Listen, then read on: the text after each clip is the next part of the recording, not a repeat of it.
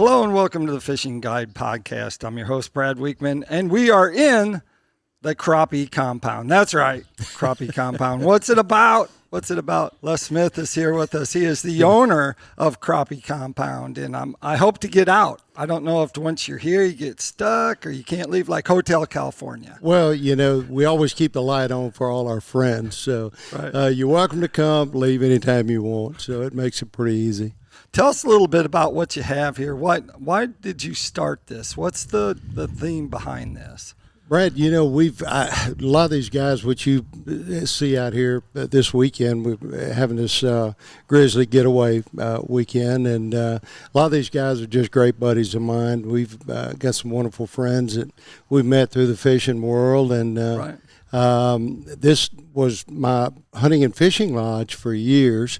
And finally, I just got to the point where I couldn't keep up more in one place. So I was spending all my time over here, and all my buddies would come in on a weekend. We'd hang out doing something, either fishing or eating. You can kind of see the eating setup here. But we always eat good, whether we catch any fish or kill any deer or whatever. But Crappie Compound got named. I think Kent Driscoll. Kent did. I think Kent gave it the Crappie Compound name, and it just kind of stuck. And we just got to call it the Crappie Compound. And but a lot of good memories. A lot of good friends have been in and out here. And the location's close to one of the big four reservoirs, right? Yeah, it's actually in a great location. We have Sardis Lake, which is a stone's throw behind me here. We kind of go out 310 here and hit one of the close landings, or we can go to the dam and hit the other. But just north of me is Arcabutla Lake, and just south of Sardis is Enid. And just about 45 minutes, which is not far, is Grenada. So you got Arcabutla, Sardis, Enid, and Grenada, which are all the big four. So, and we go into more detail on that, but we want to know about power trolling. Everyone that's watching this show, everyone that's listening to this show, they want to know about power trolling, how they do it, how you set up, lures that you use. And so tell us first about the boat that you use. I think it's a big one. It's a big one. It's a Skeeter bay boat, right? 23-footer, and crappie magnet, and has got a wrap on it. You got fin spin and slab curly on it, and you'll see why in just a moment. But that's my favorite baits for power trolling. Power trolling was my dad actually taught me how to do it years ago. He was started crappie fishing.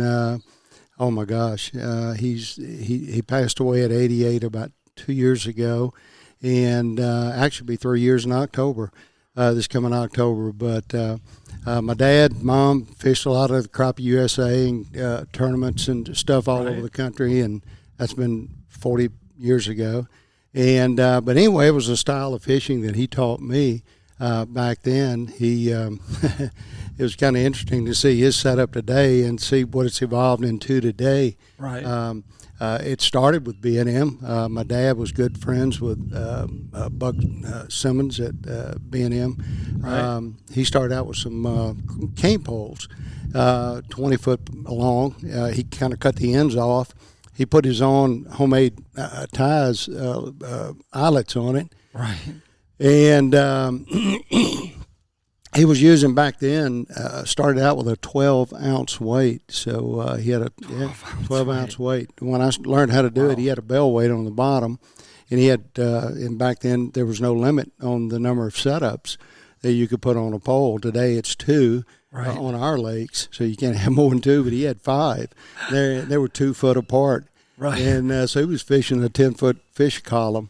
Wow. Yeah, it was crazy. Yeah, and boy, he'd have those big cane poles out there, and he had that big bell weight, and my mom fished right there with him, and man, we'd go out and catch those fish, and sometimes we'd have 2 or 3 on at a time with 5 setups on, and became my favorite way of fishing. And I guess if you had to describe power trolling, the reason I fell in love with it, it's an adrenaline rush. Everything's fast, and we call it fast and furious. So We're running summer pattern that we're running right now.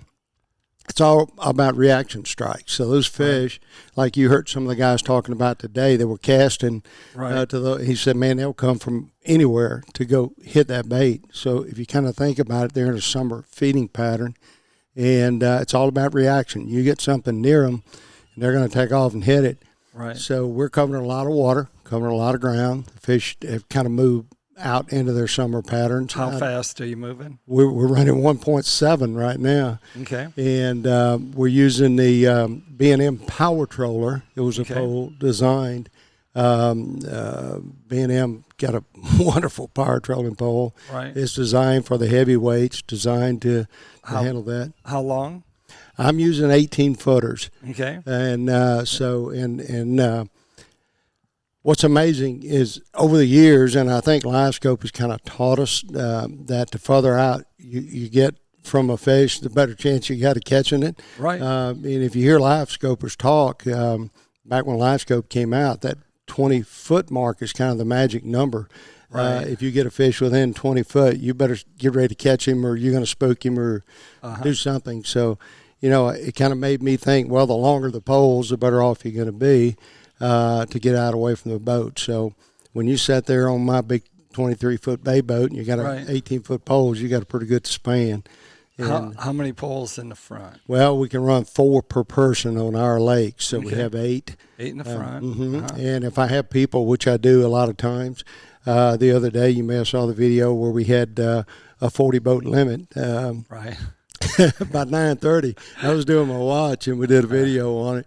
But I had some guys in the back of the boat, and we had John Harrison, Louisiana. We call him Louisiana and Mississippi, but John Harrison, Louisiana, and had my buddy John Mayo, and had Kevin, and had Joe Floyd, and Kirby.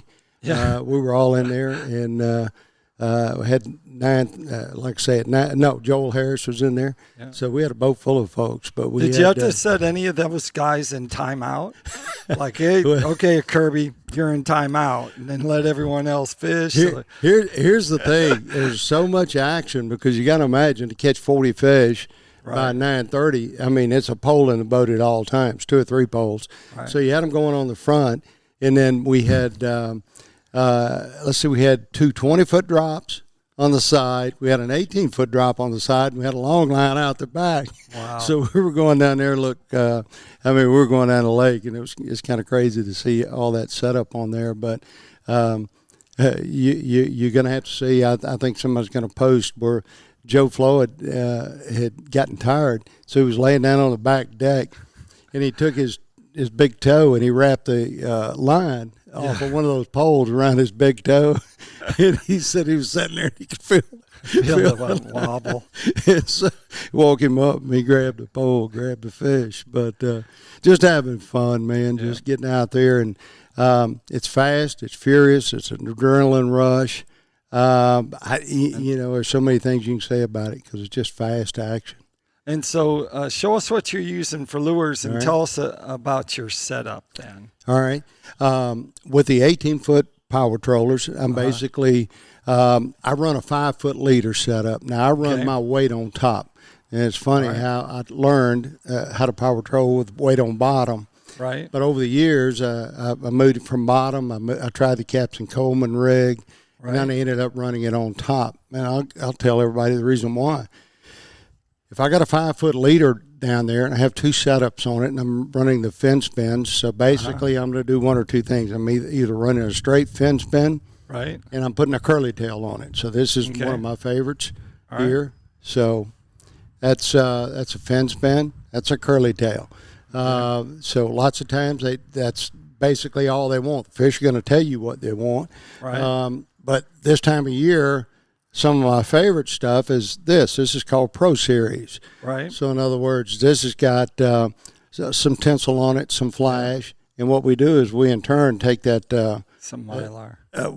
We actually take the curly tail, and when I talk to people about this time of year, I talk about big and nasty, and this is what we're talking about. I got so you got the Pro Series. And you match them up or put whatever curly tail they seem to be hitting. are working off of. These are some of my favorite colors right there. What are these colors? Is that? I'm not sure. Are you asking me what the name of the color is? Yeah, if you do, or describe the color. Yeah, it's just pink, short, got a lot of tinsel in it, flash. This happens to be, and I know this color is October. I'm not sure what they call that right there, that color. But this has some orange, black, got the flash in it, and got a little flamboyant right there, just a little attractant. So a jig with a spin on it. Yeah. Underneath it. So you're trolling these without a weight. You're trolling the weight on top. And how heavy a weight are you trolling? I'm running a 3-ounce weight, and Okay. it's on top. It's on my main line. So Yeah. I run a heavy main line. It's 15-pound test, and I run a dark orange color. It's a orange glow, Right. so I can kind of see it out there. And it's a tough 15, 16-pound test. Right. So running that heavy weight on it, I generally don't hurt the line or whatever it may be. Then I build my leaders. I think you saw maybe us out there earlier today building those leaders. They're 5 foot. I start out with a crane swivel on top. I come down 2 foot, and I do three loops and an overhand knot. Right. I cut one of the loops. And I do a 6-inch leader, so I have end up with a 6-inch leader coming off of that 2 foot down from the barrel swivel. Then I come down 3 foot, and I have another one on the bottom. So I got one of these setups that's 2 foot down, Right. 6-inch leader. Then I come down 3 foot, and I generally run a quarter on bottom and an eighth on top. So that's generally what I do as far as a setup. Let me explain to you why I like that setup. And I think that's important for the viewers.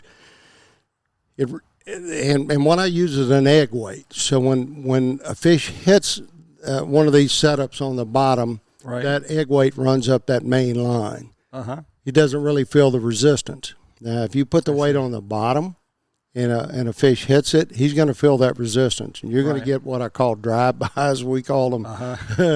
They come by and, boy, they'll hit that thing. But I think what they do, they can just feel that heavy weight down there, and they spit it out before they get hooked. I put it in the middle, and it was actually worse. Simply, we'd get a lot of fish that would run by, would hit it, and I thought, why is that happening? But then I got to thinking, you can take a half-ounce weight, you can take a 3/4 ounce weight, 1 ounce weight, and you can run it in a Captain Coleman setup. And it's not a whole lot of weight for a fish to feel right there. Right. You bump up to that 3-ounce weight, and that sucker's heavy. Yeah. And so they just automatically, when they hit that line, it doesn't give. So if I'm running a 5 foot leader, and nothing, it runs just like a long line setup. So you kind of have to picture that in your mind. If you threw out long lines out the back with no weight, you're just running two about 3, maybe 4 foot apart jigs out the back. You're doing the same thing on the front. The beauty of that is that I can turn around on those fish. So I'm sitting here, I can target fish, being on a ledge in a particular area, maybe a lot of shad feeding, and I can just make circles. Long lining or running crankbaits, you cannot do that. So you got to make a big, long loop, that's right. come back through. The whole ball of wax. So I can just sit there and work those fish with a power trolling. And you do troll off the back, though, sometimes, right? Yeah, I love to dual action. Man, you talking about some fun. I got a lot of buddies that do it now where you maybe rig up if you got more than a couple of people in a boat, and you rig up and fishing on the back. Or pontoon boats. We see a lot of pontoon boats on these lakes. So what rods are you using back there, and what's your setup normally? I use the B&M PST. Okay. Now some of my buddies like the BGJP. It's a little limberer. I don't. I like the PST. But I run, when I'm long lining or pulling cranks, I run a 20-foot PST as my two front rods. And I come down to a 16. And I come down to a 12. And an 8. So I've got a 4 foot stagger between those 4 poles.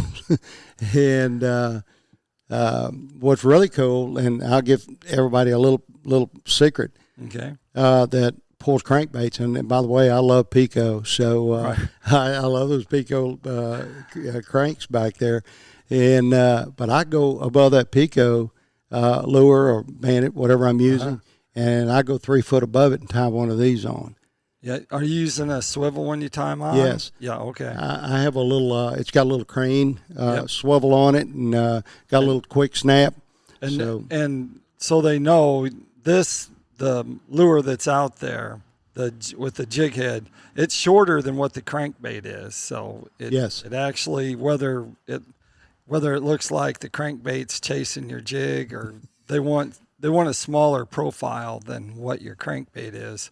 That's the reason. That's how you set it up. Yeah, we like I say, we've done a few shows doing that, and what's amazing, sometimes you'll catch one on that and catch one with a crank, you just run through, and you reel in 2 fish, and but there's a lot of times we'll out catch your cranks on the back with those fin spins, so you're kind of long lining and cranking at the same time. So, how long does power trolling? What's the peak time for power trolling? What season? Here's what's cool. From May the 15th on these lakes, from now to fall, you can power troll. That's what's so cool. I mean, we have all those months. So you got May, June, July, August, September, October. Wow. I mean, you got 6 months to put her in, and basically all I say is put her in the wind, boys, and get out there, get the right rigs. There's so many people that send me messages, try to, and I know there's a lot of people that want to know technique, but they want to halfway do something. I think you know what I mean. You try to tell them, and then you may respond back, well, it really didn't work for me on my lake or something, and I'm saying, okay, well, how'd you do it? And then come to find out, it wasn't anything like what you were doing, and but I think the people that really just and it all starts with a pole. I mean, you got to sit and think about it. If you don't have a pole that can handle a 3-ounce weight, some people say, well, I think I got a pole that'll do a 2-ounce. Fine, go for it. Yeah. But if you're trying to run 1.7 miles an hour and you're running it, you're fishing in 20, 24 foot of water, and those fish are 16, 18 foot deep, you're running a 2-ounce weight trying to keep it down at 1.7. It's not. It's going to be back under your boat back there. That's somewhere. just like trolling a crankbait at that point. Yeah, it's too far back. Yeah. So, do you use the rule of thirds for your weight to know how deep your jigs are running up in the front? Well, here's what's really cool: the live scope. And I'm not a live scoper. Don't get me wrong. I don't like jigging, and I don't like sitting there running those fish down with live scope. Well, it will make you a better troller. Right. I can set that speed on 1.7. I can look down there and find those fish in that water column, and I can look at every one of my baits. That 3-ounce weight, those baits are dragging right there, and I can drop that dude down. I just pull out until I'm right in the water column. If I'm fishing at what's really nice, Archipelago is one of the lakes that you just want to drag the bottom. Those fish stay on the bottom. You can see them down there, just right on the bottom. And I can set those baits to where they're just right across that bottom when I'm going down through there, and you'll see them come up out of there and hit it. But the live scope has made me a better troller. And, So what are you using to run? So you have your transducer on a different bar going down, right? Well, I actually have it on my shaft. I use cornfield fishing gear. Okay. I use a Tarova, and I run a remote. So Mark has some wonderful products with cornfield fishing. All of my mounts. Mounted on my Tarova, and it also has a place. He's got a way of hooking up the transducer on a Tarova head. It kind of sets off to the side, and so you're scanning back and forth. Okay. And let me tell you, it makes it easy for me anyway. And there's a man right out there working on his boat, Steve Coleman, but he told me years ago, he and Ronnie, they do a technique called wildcatting, and I don't know if you've ever heard of that or familiar with it, but even minnow fishing. And you got, if people in their mind would always remember reaction, it's all a reaction strike. You can sit there and on a live scope and watch those fish following those baits, and all of a sudden they either got to make the decision: do I want it or do I not? Right. But if you're sitting there going in a straight line all the time, some of the times you're going to see those fish turn off. But if you're going and all of a sudden you just turn, and I said, what are you doing? Well, we call it wildcatting. And, man, I learned that years ago from those guys, which is one of the absolute, if I can tell you a trick of the trade, that's one. Do not go in a straight line. People see me going down the lake, and I'm darting this way, and I'm darting that way. Right. But I'll guarantee you that the bait's either falling or rising when you do that. Right. And all of a sudden it's going faster or slower. So one way or the other, sometimes it'll tell you, do I need to slow down some? Do I need to go faster? My dad always taught me, he said, son, if a crappie wants it, you can't outrun it. Right. And so, just take off and go. There you go. That takes us to Tackle Time. Tackle Time sponsored by PICO Lures. PICO Lures has a complete line of hard and soft baits for all game fish, including crappie if you come to Mississippi. And, of course, you're our spokesperson for PICO crankbaits because you use them and love them. I love them. And so we're going to go through the 40 colors tomorrow. They have 40 colors, and you're going to be, I think, pilfering my tackle box. So, Mitch, I will need some new ones by the time I get home. The others will remain in Mississippi. That's right. So make sure you check them out at PicoLures.com. Your sponsors, if you want, just give them a shout out. I know you have my gosh. B&M, B&M, crappie. Crappie Magnet, cornfield fishing gear. Yep. You got Bub's Daddy. You got Black Speck Fishing. Just a bunch of great guys, man. I'm just fortunate to have some good friends in the fishing world, but love all of them. Great bunch of guys. Well, like we like to say, make sure you keep your hooks sharp and your lures in the water. Yeah.